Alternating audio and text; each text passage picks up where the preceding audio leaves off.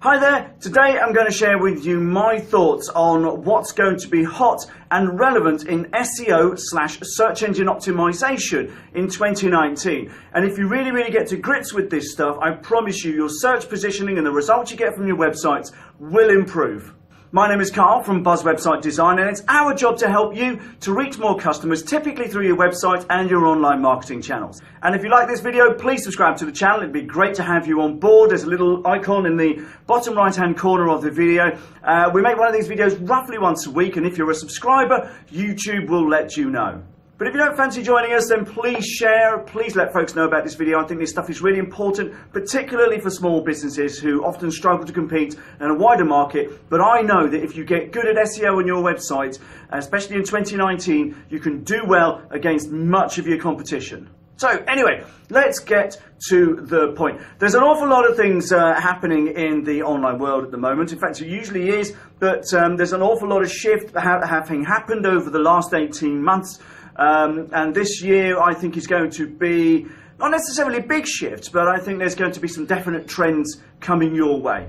One of the big things which is really coming to the fore and has been happening for some time is content. Has your website got the right content to reach the right search terms for your right audience? Is it written in the language of your audience? Have you got terms in there you'd like to be found on? Have you done all the necessary on-page SEO to tick all the boxes to let Google and the search engines know what your site is all about? However, one thing that's becoming more prevalent now, and I think it will continue to do so in 2019, is answering questions. Does your website answer questions? If you think about when people put stuff into Google and into the search engines, oftentimes they're asking a question. Can you develop a bank of questions which you answer on your website relevant to your target market and what it is that you're providing? Always remember, answer questions, be the people who are specialist, expert, information providers in your field, and you will start to win.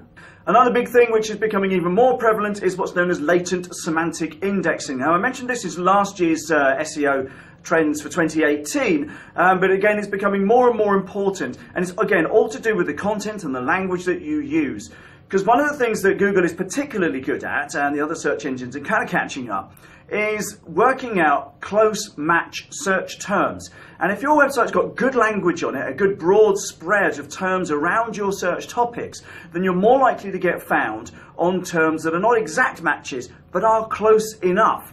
And it's what's known as latent semantic index, the semantic nature of the language you use on your website. So get into writing good content, plenty of it. Blog posts, good content on your pages, articles, case studies, news items, comment on industry happenings, etc. Whatever, especially how-tos, answering questions as well. And Google will rank your website well on a content basis, but also they'll pick up stuff from a semantic, from what's known as the latent semantic index for search terms and close match terms around what it is you want to be found on.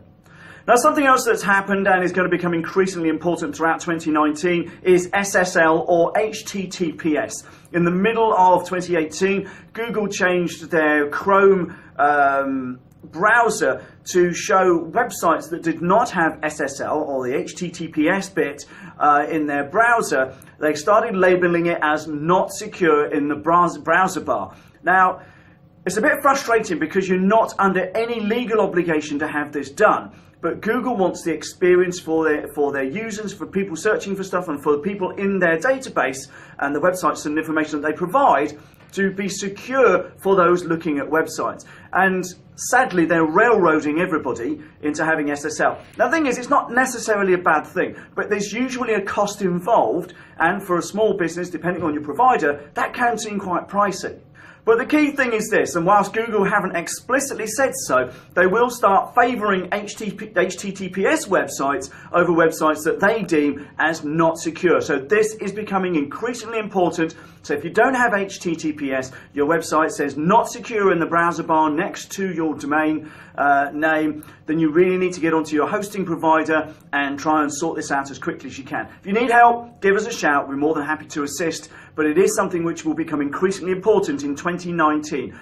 I think Google are going to start dropping down in the rankings websites that don't have HTTPS, so get it sorted.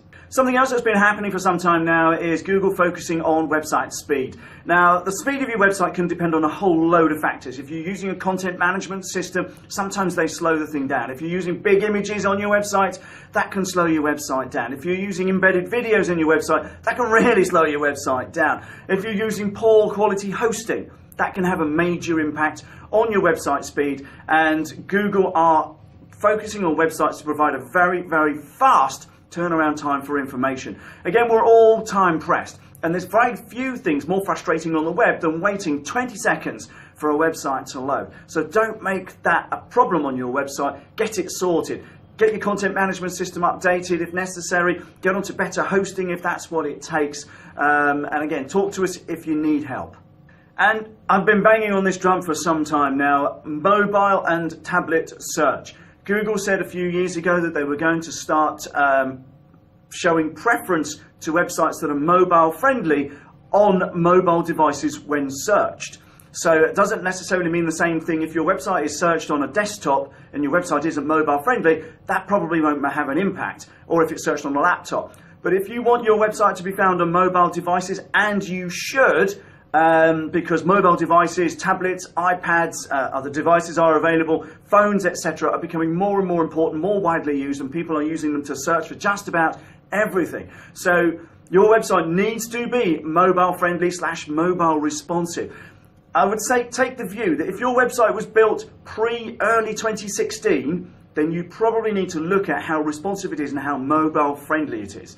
Simply because until about 3 years ago, this didn't seem to be a big deal. But now it is a big deal. Google are again, and the other search engines are focusing on websites that are mobile friendly on mobile devices. So like I said, if you're being found on a mobile device, and that includes widescreen iPads, then you better sort this out. Again, come back to us if you have any question. Something I mentioned last year, and it has picked up a pace. It didn't happen as quickly as I was expecting it to in 2018, but I think it will gather pace this year, and that's voice search. In other words, people using their mobile phones to say, hey Siri, or hey Cortana, or hey Google, can you find me a restaurant near here? Can you find me a shoe shop near here? Can you find me a cafe near here? And if this is going to be more important, or as people have seen with Alexa, what's the weather going to be like today? Where can I park in X city centre? What X is open today? Or where's the best place to buy shoes? The point is this. People are going to be using voice search more and more. As the Alexa tool and the Google tool start selling, people will get used to talking to devices. They'll get used to asking devices questions. And that's going to come down to the mobile phone when searching for just about everything. So your website needs to be voice friendly. Now the key to this is content. Google cannot read images. Google cannot read videos. To some extent they can, but when it's embedded into a website, it doesn't quite have the same impact. You need to make sure that the text on your site, which is the language that you use and all the text and the content, is in plain English. Are people asking questions? And if you wouldn't say this to somebody, then don't write it. Write in plain English. As I said last year, the average reading age in the UK is around 15 years old. If you're writing in technical, arguably perfect English, maybe 50, 60, 70 years old in terms of how it's constructed, then you're going to miss out on voice search. And voice search is increasingly popular, and it will become big. Hope maybe this year, certainly 2020. So get voice search, get the language, the text, the content on your website nailed. Something else that's increasingly important, I mean, it's been important for some time, but I think it's going to become even more so than ever, is what happens away from your website on your social media.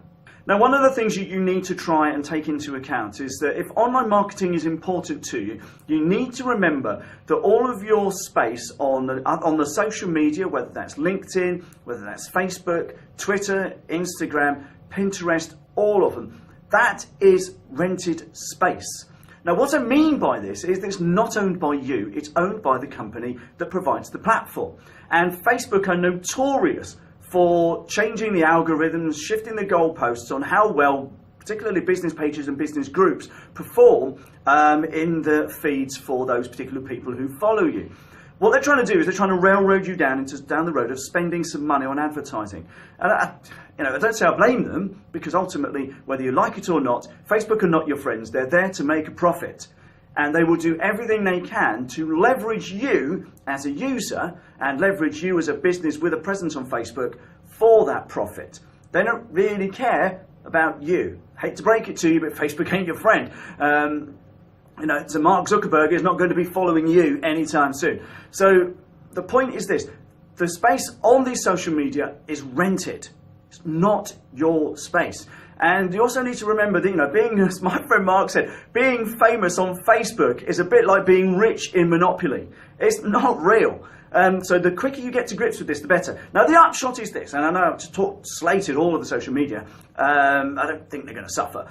The key thing is this: your mission in 2019 should be to get everybody as much as possible off of Facebook, off of Twitter, off of LinkedIn and Instagram and Pinterest and wherever you are, and onto your website. Because the website should be is probably the only online platform that you truly control.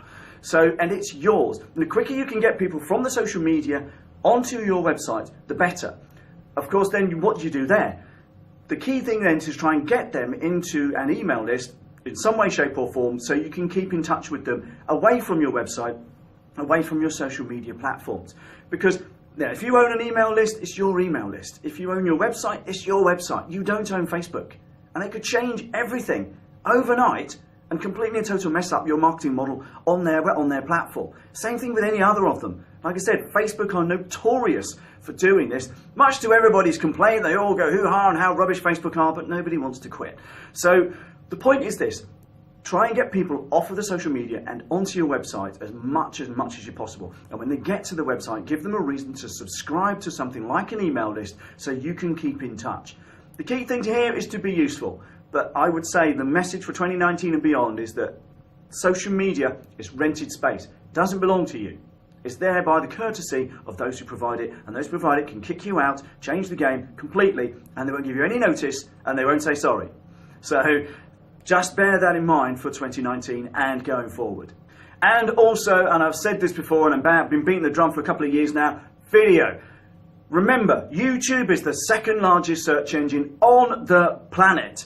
And yet, fewer than 1 in 50 businesses even take it seriously as a social media or even a marketing platform. And to me, YouTube is absolutely brilliant because it provides such value to your audience as potential customers, but also it's a fantastic SEO opportunity for your website. Google owns YouTube, and Google likes websites with YouTube videos embedded in them. And you're never going to get away from this. And I know that Google are trying to monetize YouTube by having like a YouTube Prime channel here, whereby you subscribe to get the whole thing advert free. And again, they're just trying to monetize this massive platform that they've got. Here's an interesting fact.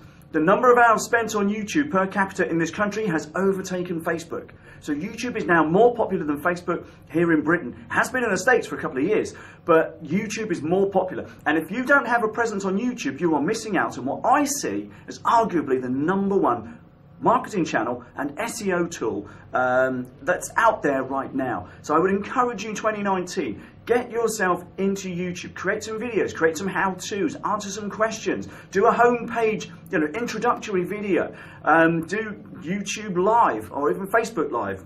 Like I said, I'm not a huge fan of Facebook, but do stuff that engages people with video. Because believe it or not, face-to-face is always going to be the best way to sell.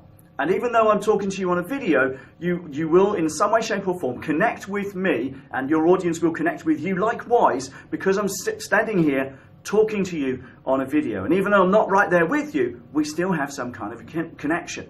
People buy from people. And the more you can engage with people, if you can't be there in person on video, then they will like and warm and relate to you more effectively than a website and web presence that simply has nothing but text and imagery. So I would encourage you, get into YouTube, get into video marketing, because like I said, YouTube, second largest search engine on the planet, owned by Google, loved by Google, and a website likes websites with YouTube videos embedded.